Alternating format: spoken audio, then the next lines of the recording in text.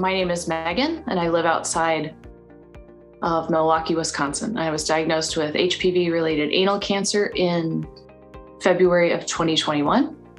I enjoy working out every day and hiking and being outside and being with my family and my two teenagers. So my symptoms started maybe 2018.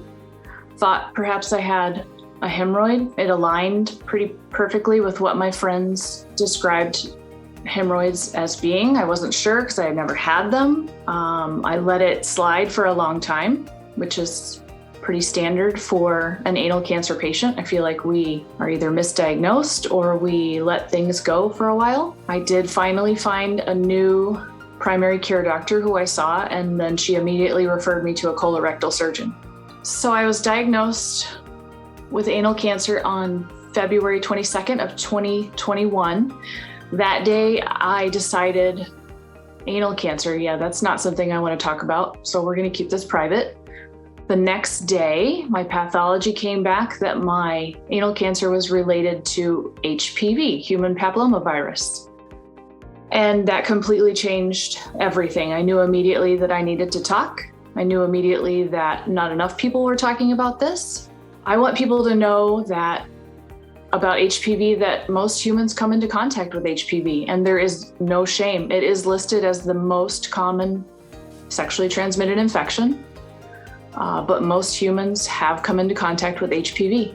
It causes almost all of the 6 types of cancers that can come about because of HPV, and it causes cervical dysplasia. It causes an abnormal pap smear.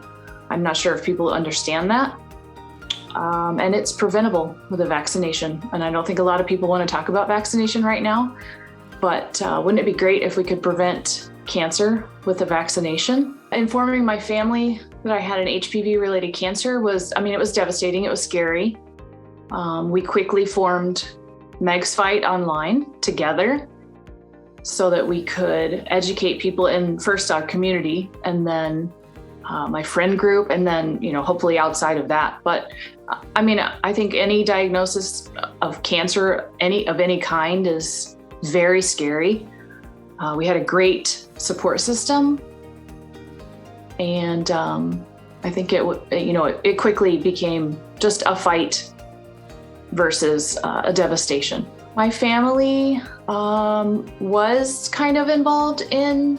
My family and my friends were involved in our choice of care and treatment. We definitely wanted to stay close to home if we could, but we definitely wanted some doctors that were familiar with this cancer and had the right treatments that could cure me. I was treated with the Radixact system radiation, had 6 weeks, which was 30 sessions.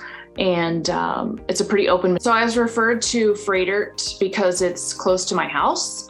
We did have a closer hospital, but my team of doctors who see the most anal cancer in the state of Wisconsin basically said, you need to go to Fredert main campus because they have the machine that's going to save your life. So I had a choice, but I was pretty confident in my team making the choice for me to send me to the right place that had the Radixact machine. And in conjunction with 2 96-hour infusions of chemotherapy, mitomycin and 5-FU. And when you combine them together, your results for curing this type of cancer are really, really great. So treatment for anal cancer with radiation and chemotherapy on top of it is really intense. During the 6-week course of treatment, the first 3 weeks seems to be okay. There's minimal symptoms, some GI upset maybe, but it was pretty minimal. It was pretty doable. And then around the 3rd into the 4th week, it gets kind of terrible. Limited movement, exhaustion, a lot of skin damage. That the doctors and the team of nurses are very good at helping you manage, but it does get pretty dicey. It's very uncomfortable. I did have to stop working out pretty quickly into the 6-week treatment period. And then it's a few months after the treatment ends that the chemotherapy and radiation continue to work, which is wonderful. But it does take a long time to get back to what you were able to do before. Today, I feel amazing. I'm not what I was, but I am definitely 100% today. I feel like I'm right where I should be, considering everything that I've been through. I work out every day. I have 2 teenagers that are really active. I go to their sports, I take them here and there, and there's definitely life after an anal cancer diagnosis. So my advocacy work that I'm doing now, I am a peer-to-peer mentor for the Anal Cancer Foundation for newly diagnosed anal cancer patients. I've loved that. I love talking to other thrivers. I love helping them. I love helping their families. I love letting them see that there is life after this diagnosis. I've also done some work with the HPV Cancers Alliance online, some posting and telling my story and sharing with them so that we can get the word out about HPV cancers being preventable, and that it's a diagnosis that comes with a stigma, but it shouldn't. I would like to tell people who get a cancer diagnosis that it's okay to get a second opinion.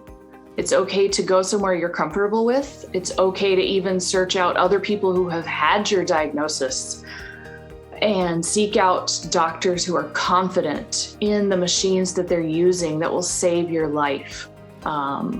I definitely think that plays an enormous role. I mean, the second that we stepped into our oncology doctor's office, he was probably the most confident, most positive person I've ever met.